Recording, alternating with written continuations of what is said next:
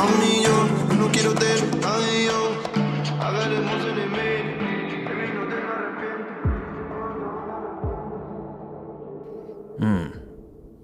Love the sound of a trippy fade out. All right, here we go. Talk Like No One's Listening podcast, episode 11. And we are back with a mix breakdown that I did for this EP project, a 2-song project called Pockets by an artist named Teo. Teo, who I've spoken about previously in an episode for the song I worked on with him called Uno Dos, featuring Jaden Smith. And this is the next installment of Teo's music release, which I worked on with him, recorded and mixed. And the song that you heard there at the beginning is the second song of the project called Orso, O-R-S-O. And yeah, that was a lot of fun in so many ways, which I will go into. So there's 2 songs on this release. The first song is called Palm Trees, which has an accompanying music video that you should check out on YouTube, which is amazing. Some of the best looking images I've seen for a video in a while. He just you'll see. Just go look it up and you'll see what I mean. But along with it is the second song, Orso, which to me is my favorite out of the 2. Just song-wise. Palm Trees is amazing as a whole piece. When you watch it with the video, it all really just works together as a separate thing on its own. But just straight song-wise, I really like Orso. It's a lot of fun. It's really just not trying to be too serious. You know, it's just fun. It's really interesting because that song is a freestyle by Teo. Basically, what you are hearing is probably like the song was created by him hearing that track from a friend of his, Daniel D'Artiste, who made the original track, played it for Teo. He immediately got on his mic, put on the headphones, and just freestyled a take, and top to bottom. First time ever hearing the song, and he just freestyles that whole thing. He touched up maybe like 2 spots in the whole thing where he sung like a couple words over again, just to get it a little bit cleaner. But pretty much that song is a freestyle, believe it or not.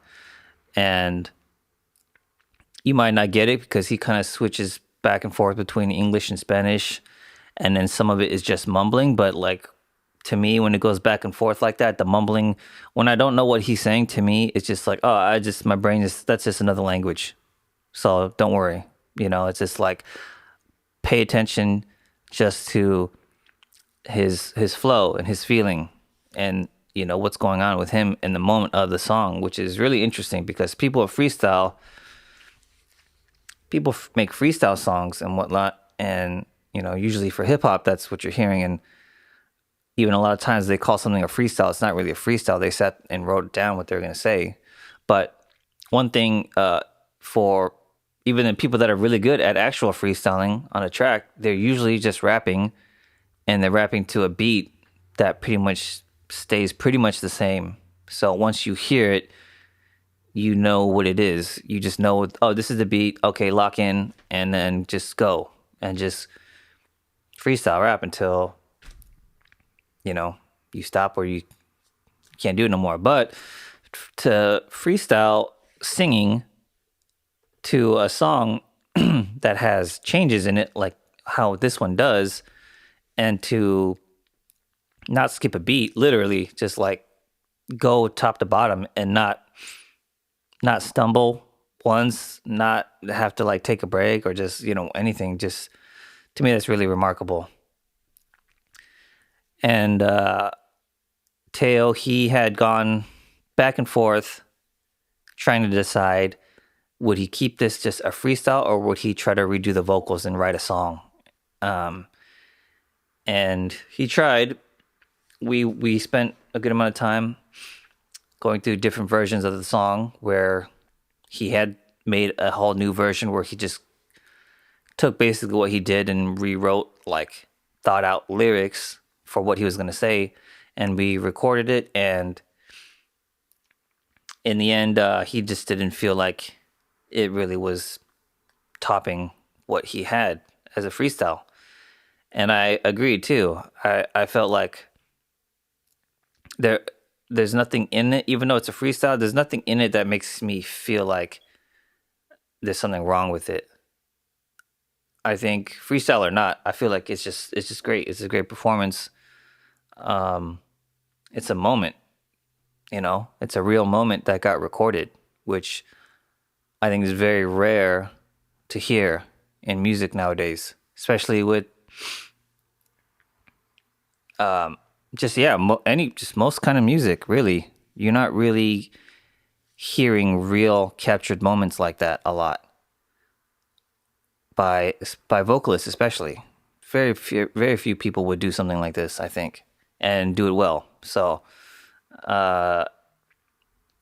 what had happened was after the fact, the song got worked on production wise and whatnot, and Teo did background vocals after the fact and things like that, and that just that adds to it, and it builds it up and makes it just that much more of a record. But to me, the core of it just being that freestyle, one lead freestyle vocal track all the way down, that's pretty amazing. And once I felt like he decided, but I agreed that the freestyle take was just the way to go. It really, to me, it was a very, what's the word? I don't know. It just felt good to knowing that it was going to be that type of song. It really just made it feel very free in every kind of way. That was just like, hey, there's no rules here. I mean, there isn't anyways, but really, for the most part, like really in practice, in the actual execution of the song, there's no rules. So let's just do whatever. So the extra production that happened was done by a producer / artist named Josiah Bell, who I've also done an episode on before for a song Love Moon that I worked on with him. But Josiah and I are friends. Josiah and Teo, they're friends. So it was a nice, cool thing that we could all get together and work on this song.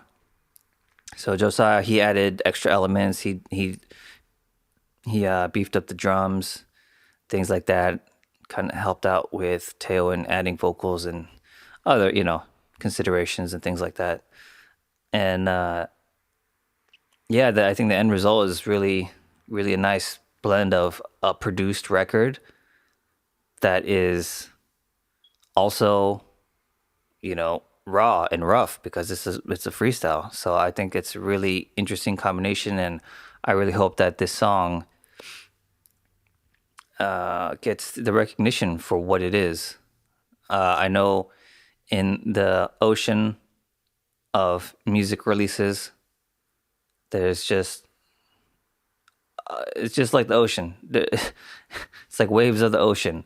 It's just they keep coming and they never end, and they're just for all time keep coming. So it's like you're on one wave, and then guess what? Like, that's just one of billions of waves that have come and gone over the years. But I really hope this song makes its way, finds a home with people, and connects and gets recognition for being just very, very unique and very rare experience. So, me being the engineer, I part of me wanted to do what I would do as far as trying to make it sound like a record and sound,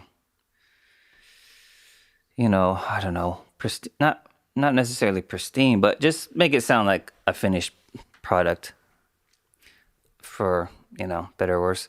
And when it came down to mix it, I wasn't really sure, because I knew it had to stay somewhat raw, and so I had to just figure out, pick and choose, okay, in what way was I going to try to make this sound better and sound polished and more, I don't know, sound more like a record, I guess. And I just knew that this song, much like Teo's name and the way he spells it as an artist, is question marks. So I just kind of knew I was going to do one draft of this mix, and it was going to be way off. I should have told Teo that beforehand so he wouldn't have freaked out. But yeah, I just knew for me, I was just going to be way off, because the song, because it's such a question mark. And as far as knowing what the final direction of what it's supposed to sound like, it's like, we're not going to know until it's done. It's just a shot in the dark to me. So that's what I did. So I just I would say my first draft of the mix was somewhat automated and robotic. I'm just doing kind of like typical standard things to do that I would do, say, if I was like mixing like a pop record or something mainstream like that. Just as a place to just get started, just to go through. Let me make the drums hit harder, make that 808 more, feel more bass out of that, make the vocals feel just kind of upfront and clean, and bells and whistles, all that good stuff. And then when I sent it to him, I definitely didn't feel good about what I was sending, but I just knew we needed to start somewhere. So I sent it to him and waited. A couple hours later, I hear back from him, and he's not feeling it, of course, and really just feeling like maybe possibly he's lost confidence in me as an engineer. But that didn't feel good. But I also knew on my end, I expected that it would go like that. I've just, I've been through this before. Teo, hasn't experienced this process as much. So for him, especially being such a personal, just specific kind of song to him, this was like a big deal to hear the song start to go in a direction that he didn't want. And so yeah, I was like, all right, well, I knew this was going to happen.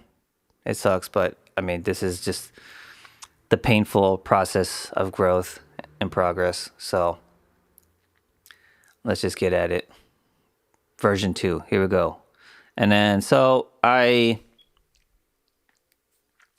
realized what I was doing wrong. I kind of even knew it while I was doing it, but I just felt like I got to just do it anyways. I just got to do it the wrong way anyways, just so I can get it out of the way. And we just check certain things off to know that, okay, this is not what we're doing, until we find the things like, okay, this is what we are doing. So I just try to figure out, take what I had started, and not to restart, because I was just too much to restart, but I just took what I was doing, and my approach was really just like, all right, in a way, let's just get reckless. Let's just fuck it up. Who cares? Whatever. Obviously, the first thing I did didn't work, so can't get worse, I don't think. So here we go. So, I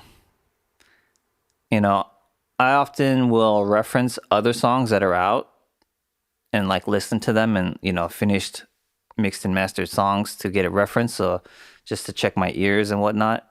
And so when the first draft, I was doing stuff like that. I was listening to other records and listening to how did the drum sound, how did the bass sound, and things like that. And to me, I was matching like typical levels of how hard drums are hitting, how like the bass is, 808s, things like that. So I felt like, okay, maybe that's kind of in a comfortable spot. It's not too much, not too little.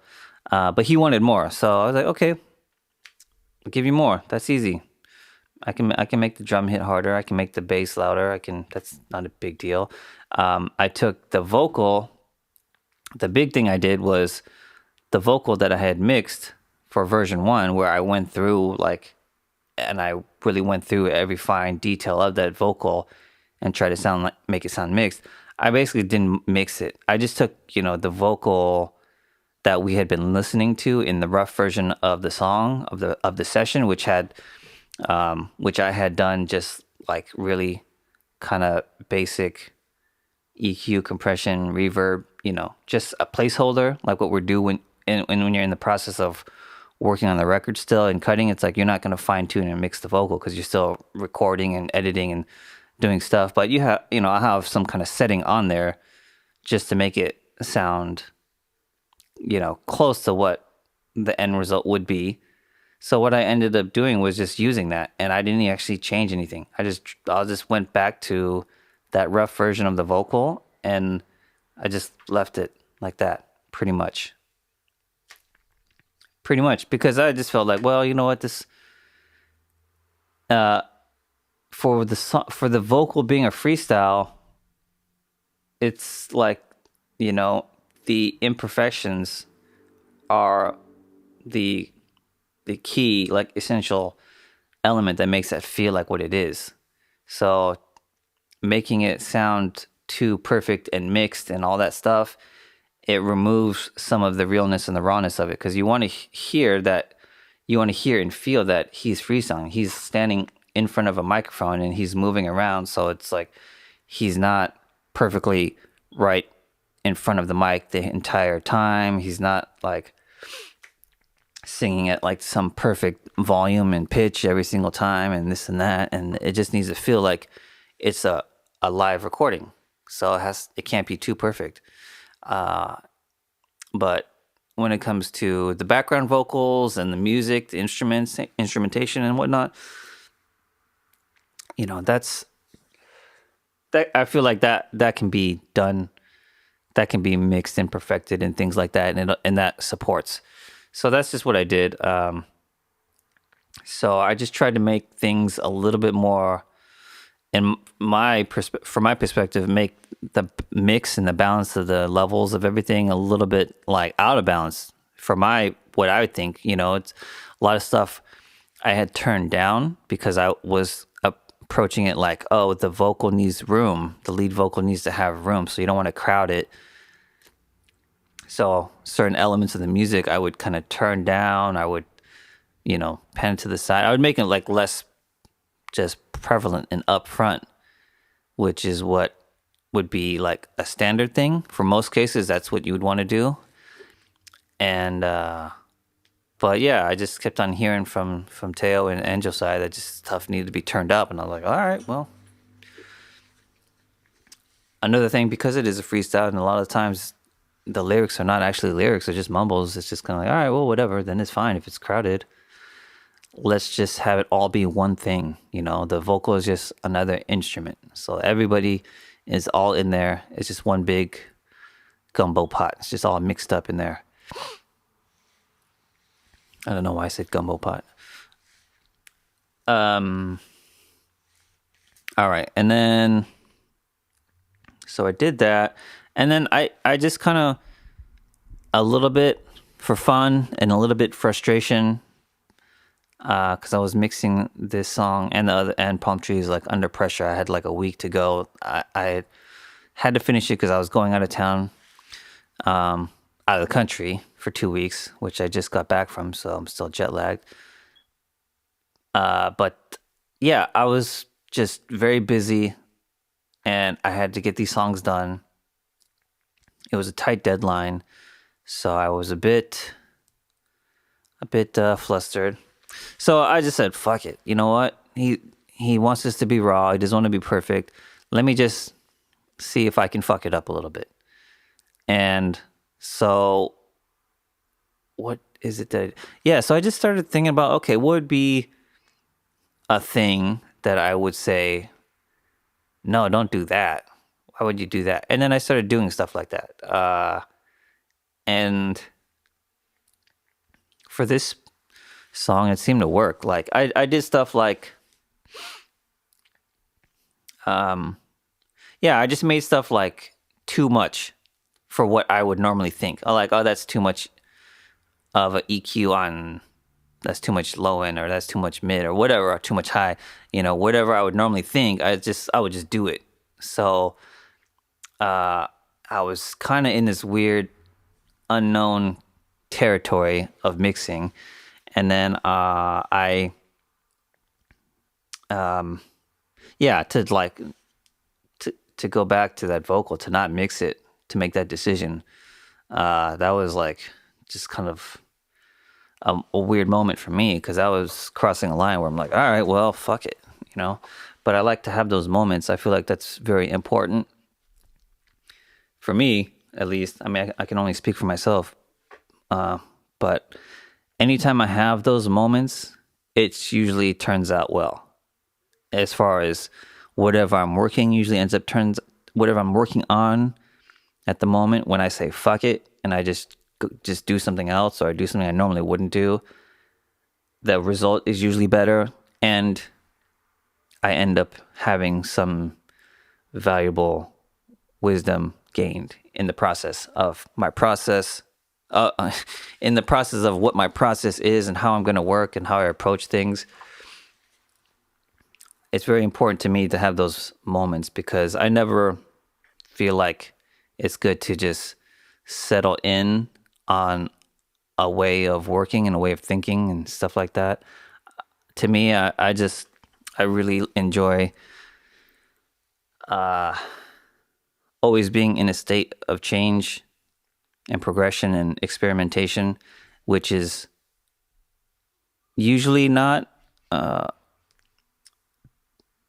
the way to go for like engineers and for like mix engineers, because mixing is I think a lot of times what people are looking for when they want to hire somebody to mix, or like some more well-known mix engineers, people are often hiring specific engineers to mix for their sound.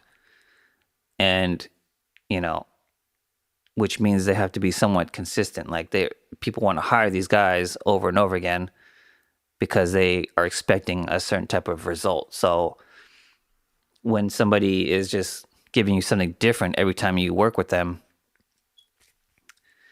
I mean, some people would want that, but I think a lot of people, they want to know for what the money that they're spending and the time that they're spending, that they're going to get back what they're expecting to get back, and be satisfied in that way.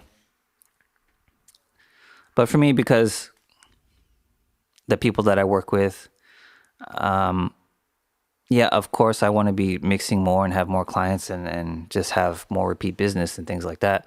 But at the same time, I think I'm fortunate for the moment I'm in right now, that I get to do stuff like this, that I get the freedom to have moments to myself where I can just say fuck it and just do random stuff, and there's not really any negative consequence for me. So more back to what I was doing. Like, I was doing stuff like, to make it sound more raw, I try to make it somewhat lo-fi in a way. So I did things like use like a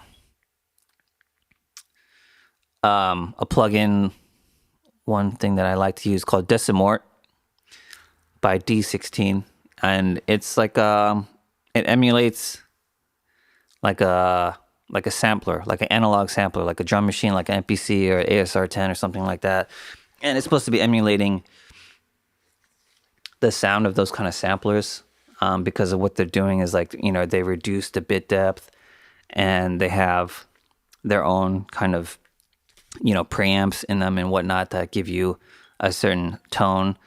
And it's good for, normally what I would be using it on was for like drum elements and like loops and things like that, to make it sound like it got sampled into an MPC or something, and you're recording it, because that is something that I really enjoy the sound of, because that's the sound of classic hip hop.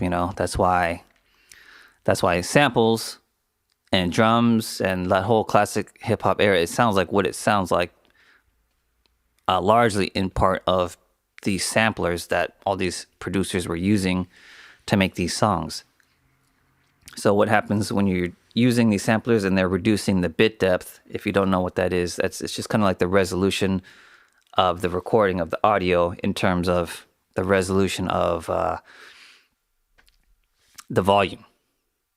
Like how many levels of volume do you have from 0, like the lowest, quietest, like no sound, volume 2, well, actually 0, which is in digital world, 0 is the top, 0 is the highest, and then you just count negative down from there. But what that does when it comes to like drums, what you end up hearing or anything, but drums specifically, is when you reduce the resolution, meaning the levels that you have of loudest to the quietest kind of sounds, you just how should I say this? It's like you're just turning up the contrast in a way. If you were to relate this to like an image, and you had a black and white image, so you have all these levels of gray, and something that's black is quiet and something that's white is loud. That's like all the way loud, and in between you have gray.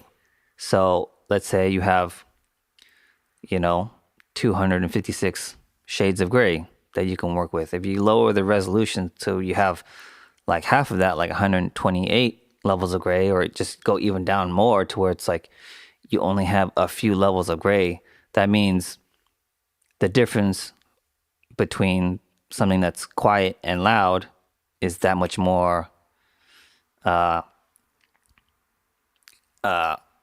abrupt. It goes from black to white like pretty quick, because you don't have so many levels in between of grays for it to gradually become dark to light. And for audio, you have less levels, less of a gradual change from quiet to loud. So in terms of drums being a sound that is a sound that goes, within the smallest fraction of a second, it's going from 0 to 100, like a kick drum, like a hip hop kick drum, that transient is like instant. So when you reduce the bit depth on that, that makes that cliff even sharper from when you're going from 0 to the loudest, that peak of when the drum hits. So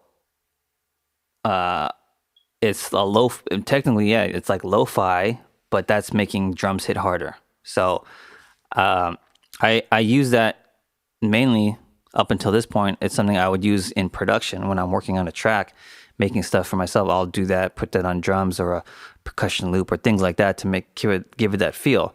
And so I just thought, okay, what if I use that in this song?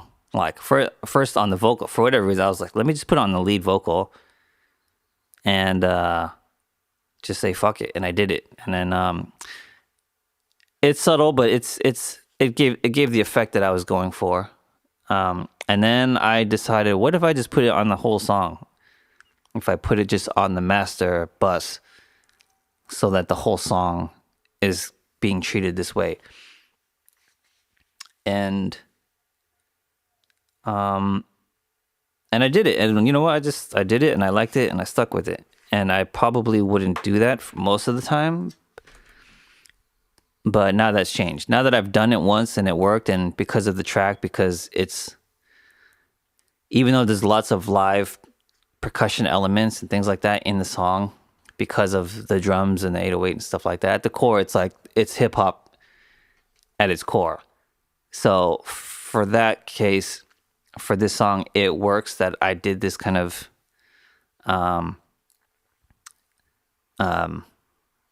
I put this type of thing on it, which is super subtle. Most people would not even really hear the difference, but I feel it and it works. I feel like it really just makes, by kind of making the song a little bit low fidelity, somewhat, just a tiny bit, it really makes everything kind of glued together even better.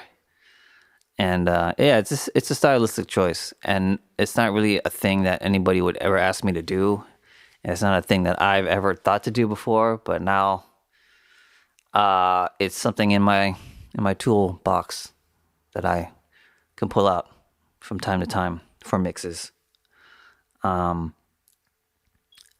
So, but yeah, it depends song to song. Like if you hear this other song on the project, Palm Trees, it's a very different kind of song, and I definitely did not do it on that, and I knew it wouldn't work. That song needed to be a bit more lush and vibrant and just present and open, and be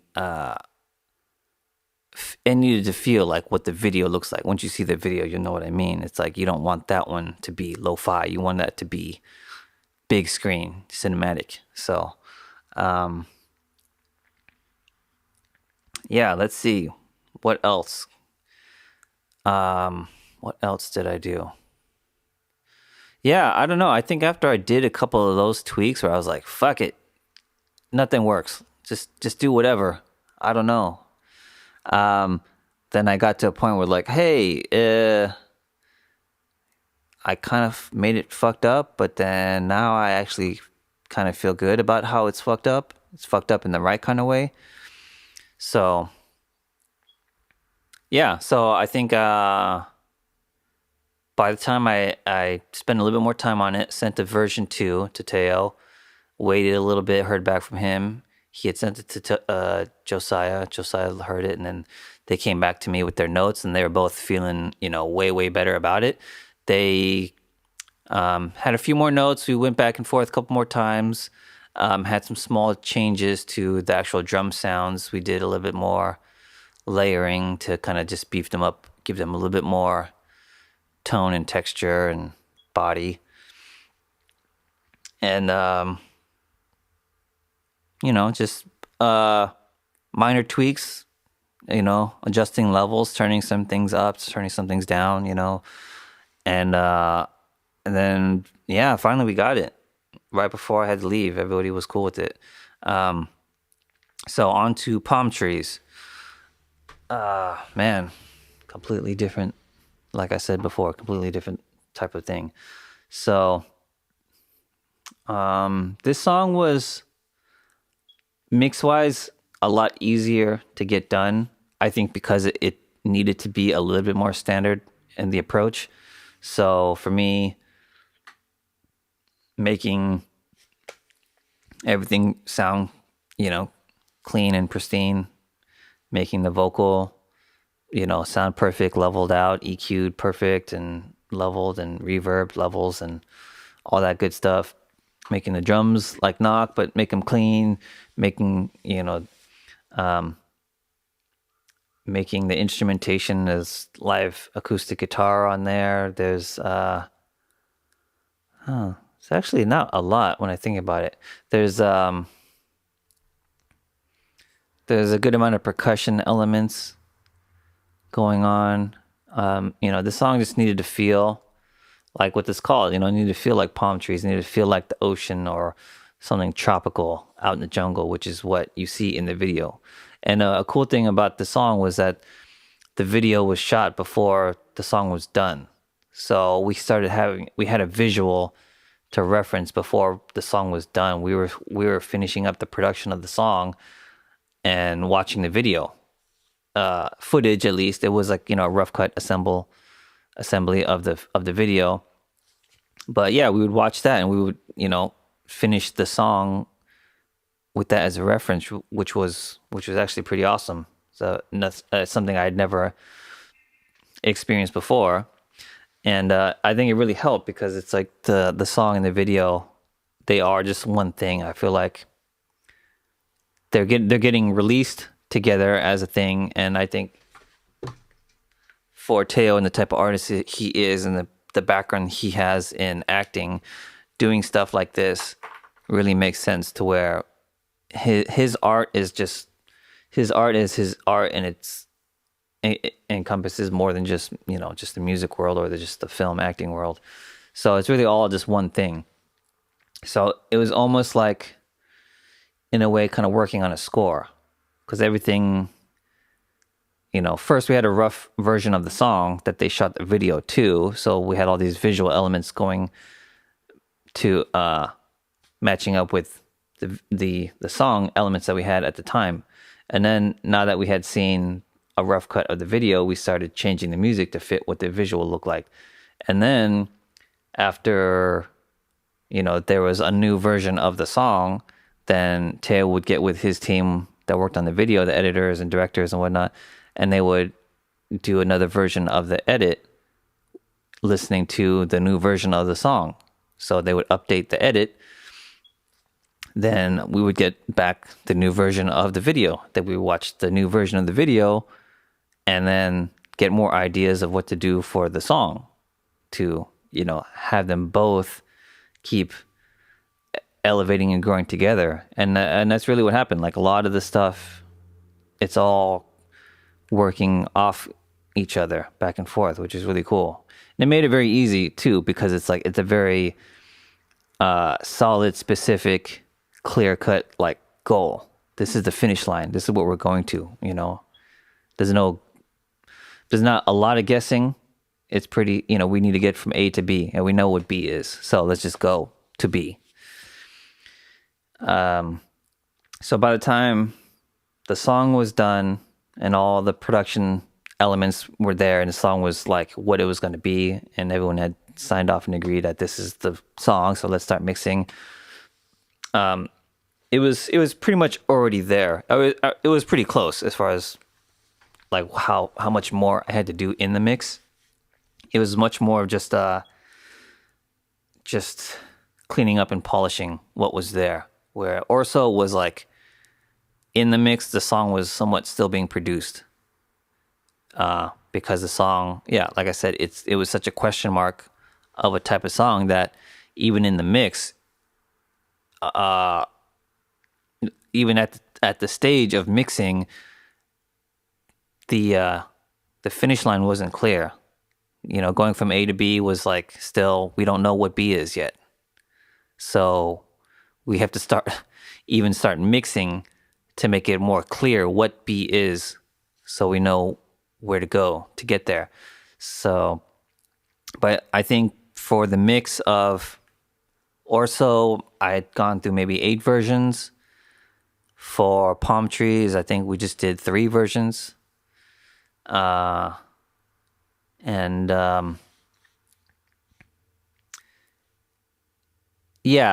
think Palm Trees was much easier in that regard because, I could just, go through my laundry list of okay, this is what I need to do to the song to get it from here to there,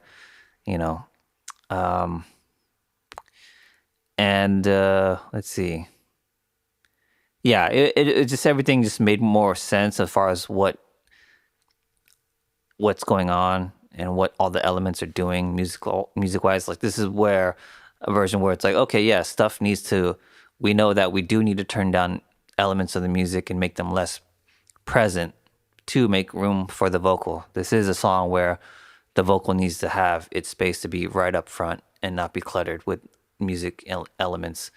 So we need to give it space so that the vocal can be open and have space to feel big, to have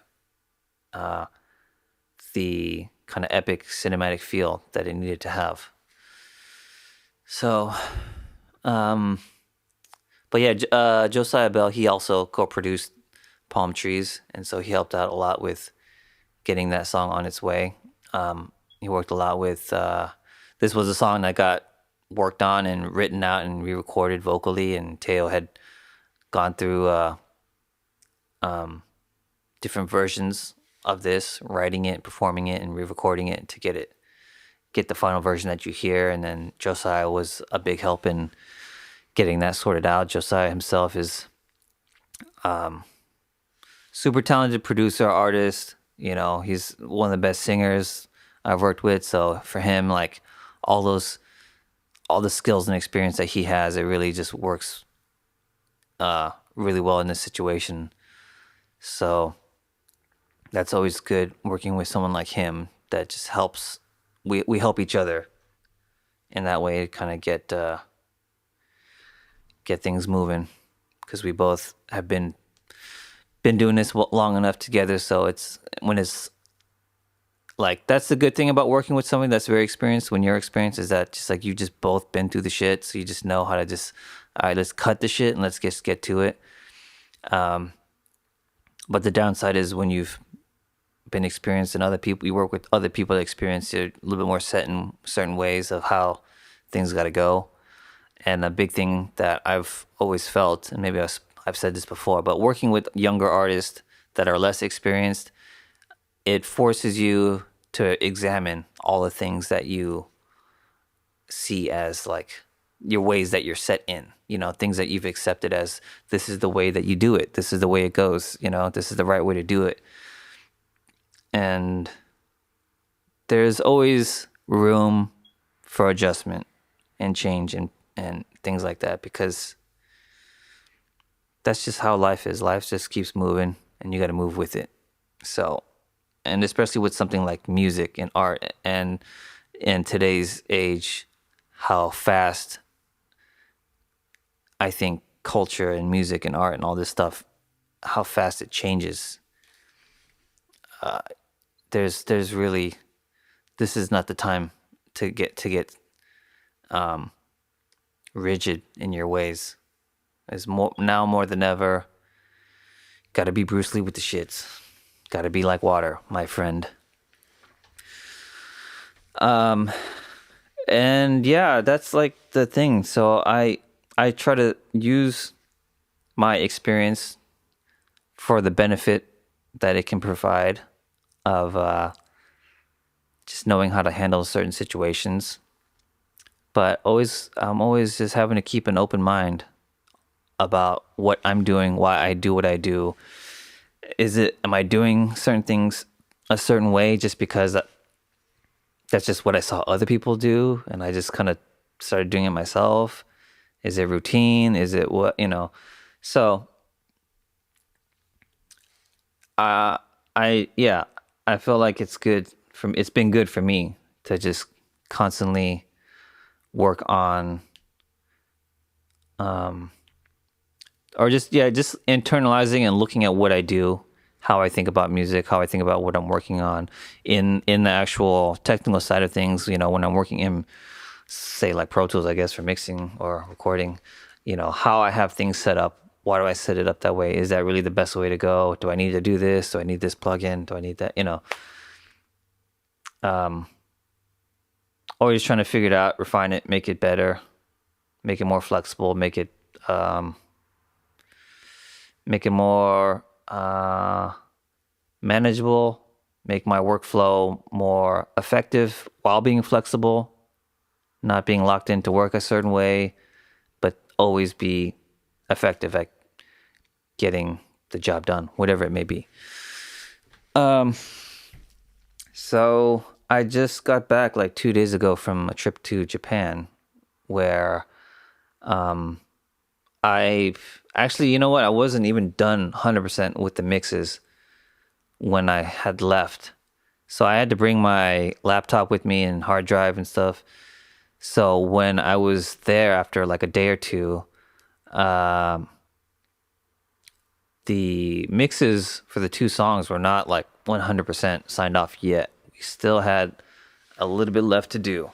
So they had, I just was like, chatting, texting, email, whatever, with Teo and Josiah. They were giving me notes. I was making adjustments. I had to do it in headphones, which is not a big deal for me. I'm okay with doing that because I do part of my mix in my headphones as, part of my monitoring and reference. And then, so I still had to do a couple of tweaks, go back and forth with them. And then they gave me the green light to say, okay, these are done. Let's go to mastering. And then from there, I set up the mastering. I sent the files over to the mastering studio, which was the Mastering Palace out in New York. The mastering engineer was Dave Kutch, Kutch, Dave Kutch. Look him up if you're into mastering engineers and seeing what their discography is. This guy, he's been around. He's done a ton of legit music. Definitely one of the top guys out there. Mastering though is a weird thing. It's like such a subtle yet important part of the whole process. You know, it's like the difference you hear from the mix to the master. It's like, oh, I think most people would not really even know and hear what the difference is. A lot of people, even people that I work with, like that are not so experienced when it comes to mastering, that they don't even know really what the difference is between mixing and mastering. So a lot of people just think I master. They ask me, "Oh, do you do mastering?" I'm like, no. But they're like, "Oh, but wait, I thought you did all this other songs." I'm like, "Yeah, I mixed. That's not the same thing." Mixing, I can do on my own. I can do on a laptop and do a pretty good job. But mastering, it's a weird thing. It's a weird thing to be a good mastering engineer, because you have to. I actually don't know, but to me, from what my impression of what it seems like is that you have to be really good at this thing where it's like super, super subtle. The most super subtle details, final details of tweaking a song, a record, like really minor adjustments. Like when I've sat in with the mastering engineer and watched them work and watched them EQ a song, it's like they're just doing the slightest adjustments. They're doing like a half dB, which if you don't know what a dB, it's like 1 dB is like 1 unit of like volume change. So when they're doing an EQ and they're turning certain frequencies up and down, they're doing like half dB max, from what I've seen, which is like, to them it's like clear cut when they talk about it. Like, yeah, okay, I'm doing this to do this and adjust this and enhance the vocal and mid ranges. But to me, it's like it's such a subtle difference. But at the same time, they're just top engineers, mix and mastering engineers have like super high end equipment. So another thing that you're getting is you're getting your record run through their super high end analog gear and their digital converters and all this stuff that's like on top of them and their ear and their audio skills. You're getting the high end equipment that they use.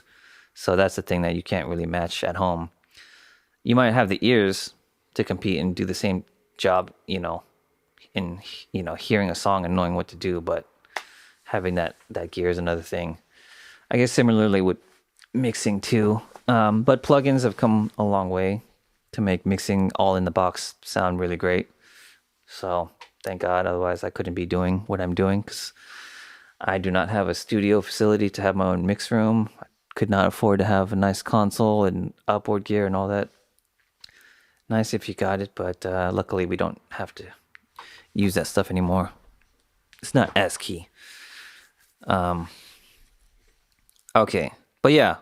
So yeah, I was like on the other side of the planet, wrapping up this project, sending out files and contacting the mastering, sending them off, and getting even the master approved, listening back and forth and giving notes on that. So,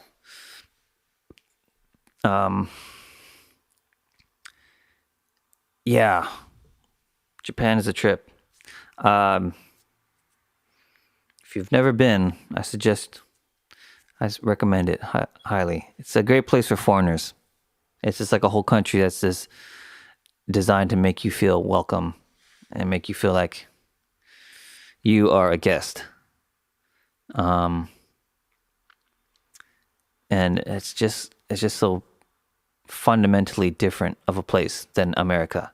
So for me, being Korean American and having that connection to Asian culture, but also growing up in America, growing up in like, small town white America, I get to have a pretty good understanding of both both worlds. There's a upside and a downside to both. I would say in the Western world, America specifically, the individual reigns supreme. You hear in America, especially big cities, LA, California, San Francisco, whatever. Being weird is like, yeah, be weird as you want, You are an individual and you get to express that. Even though people will say something about you for being so individual and expressing yourself and being, quote unquote weird and out there, yeah, you really have the freedom to do that, to be whatever the fuck you want to be. And people can't say shit to you. I mean, they can say shit to you, but you don't have to listen. It's like some of the most successful people you see coming out of just this society, out of entertainment, technology, and just, sports, acting, just anything. Like all these people that are super successful, like a lot of them are fucking weird and out there. Like from people that they're just outliers. They're just unique people that don't think or act like how the average person does. And that translates to them doing things in their whatever given field, doing things that other people wouldn't think about, which leads to very successful people that are, as long as they have the drive and work ethic and whatnot to get things done. But when you go to Asia, it's more of a group society, a hive, not a hive mind. Well, kind of.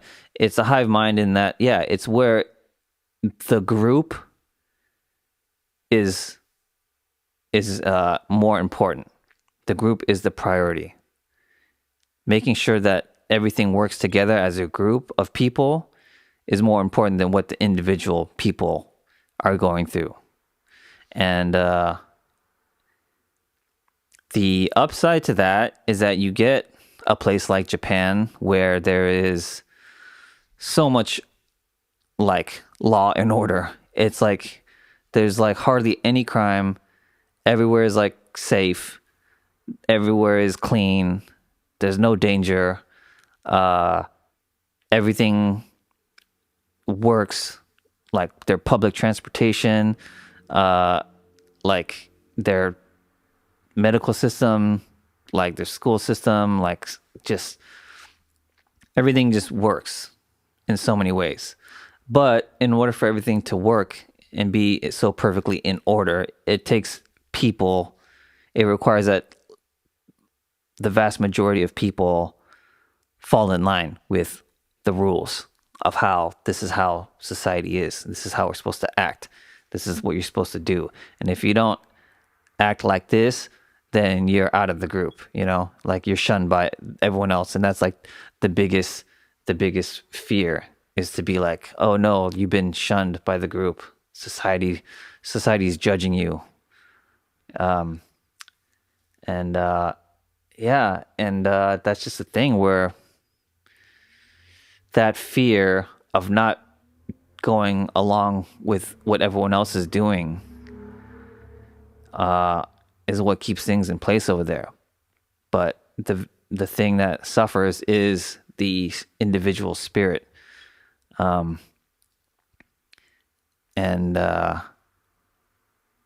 the end of the day, we're all people having an experience, and we should all be able to experience life the way we choose to. But the fact is, there's 7+ billion of us. So you can't have 7+ billion people just doing whatever the fuck they want, unfortunately. It's possible, but not in this moment of the way that the world is. That is possible when just people get their shit together first.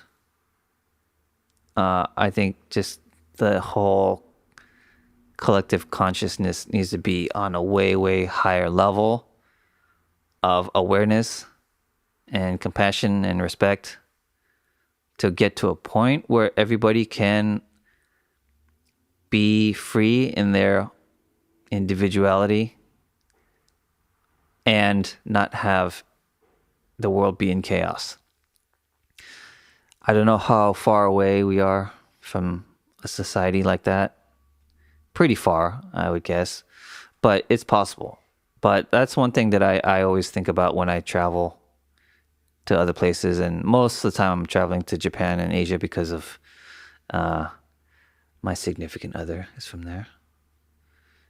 Significant other. What does that even mean? Just my wife, the fine lady that I married. And so anyways, I make most of my overseas trips to there. So I get a chance to think about things from that perspective a lot.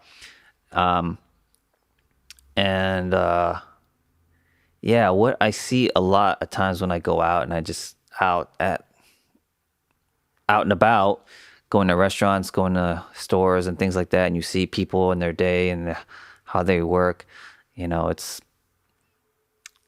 I start to notice a lot more that seems like people, there's just like this they're super polite. They're doing their job. They're doing what they do and they're doing it well. They're giving it a full effort, which is the positive thing of what makes the society from the outside, like as a foreigner going there to visit, that is a part of what makes it so nice. But the sacrifice is what the people feel individually, that they are somewhat stuck doing what they're doing, and they might not even be aware that they're stuck because they just they might not be aware that there's actually just a different version of life where they get to think and act independently. Because I think that's just in our nature as humans. But yeah, when that is kind of suppressed as a whole for a whole society, I think that's pretty tough. And but yeah, I don't know. Japan to me, it's like when you go to Disneyland or you go to Vegas, it's like everything there is specifically designed for the visitor to come there and have a certain experience. And you go there and everybody's there to treat you and take care of you and give you service because you're spending money. And everyone's there to make it look like they're all nice and having a good time. But then as soon as you're not looking, they are not smiling anymore. It's like going to Disneyland and you seeing the people that are dressed up like in that Mickey Mouse outfit going around waving to the kids and taking pictures, and that Mickey Mouse costume is just a Mickey Mouse head stuck with a smile on its face. But you just know the person underneath that face does not look like that, especially on a hot day.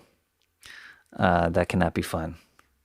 And so I get that vibe sometimes when I see people over there just stuck in whatever thing that they're doing. You take the subway train at rush hour and you see all these people, business people coming from work, just shoved into a subway train, and they all just look like they're crushed. They all just look like their soul's been crushed. They're just so zoned out, just trying to just go home, and I don't know what they go on to do, but it's a good time and it's a sad time. Mostly a good time because I'm still a foreigner. I still go there as a tourist and just get to have my fun and then come back. But when I stop and I think about it and I watch people, it is sometimes a sad sight. Why did this episode get so sad? I don't know. I'm not sad. You shouldn't be sad. There's reasons to be sad, but you got to overcome that because at the end of the day, the lesson is fuck it, I was going through some hard times working on these songs, And once I got to the point where I said, fuck it, I'm being sad because things are not going the way my expectations see them. And so I said, well, what are my expectations? You know, why do I have them? I don't know. So fuck it. Fuck my expectations. Let's just move forward. Let's just learn something new. Let's grow. Let's get over it. And have a nice day. All right, peace.